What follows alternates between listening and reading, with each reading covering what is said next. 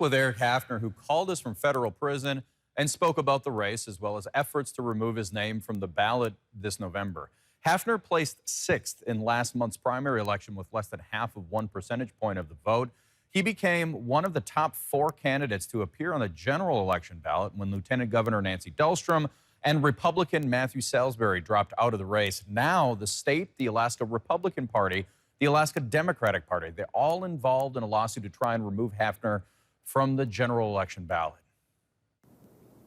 The Alaska Democratic Party is suing the State Division of Elections to remove the name of Eric Hafner, a Democrat and federal prisoner, from November's general election ballot here in Alaska. Hafner is running for Alaska's U.S. House seat. He called Alaska's news source several times on Monday from federal prison in New York. I asked him what he thinks the odds are that he'll be elected to Congress. The fact that the Alaska Democratic Party and corrupt Mary Peltola are spending all the money they are with this frivolous lawsuit, bringing in lawyers from the lower 48 to try to get me off the ballot, I would say it's pretty darn good.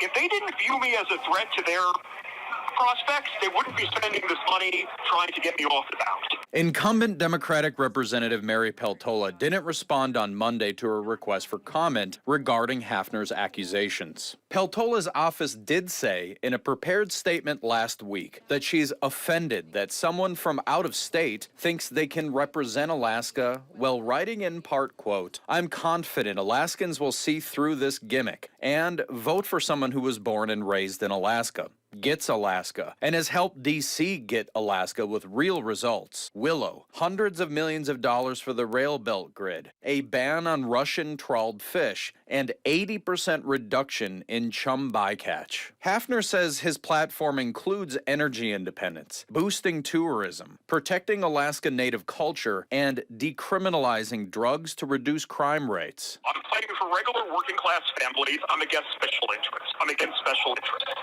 And if you want to have the best person to do a job, if you want to hire a doctor, you want to hire a lawyer, you're not going to sit there and say, gee, well, did this guy grow up in my hometown? No, you're going to go to the best doctor, you're going to get the best lawyer, and I'm the best candidate to serve the people of Alaska. Hafner was convicted in 2022 of threatening to kill judges, police officers, and others. He was then sentenced to serve 20 years in prison, a sentence he maintains he is appealing. This is absolutely an outrageous fake case against me. I'm innocent of all charges. And the system is scared to have me out there because ultimately I'm somebody who's a threat to the status quo.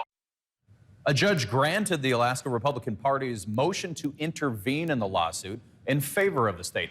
The court says a final ruling could come as soon as tomorrow or on whether or not Hafner will remain on the ballot. I've also reached out to both the Alaska Republican and Democratic parties, as well as Representative Peltola, Nick Begich, and candidate John Wayne Howe, and have not yet heard back. Beth?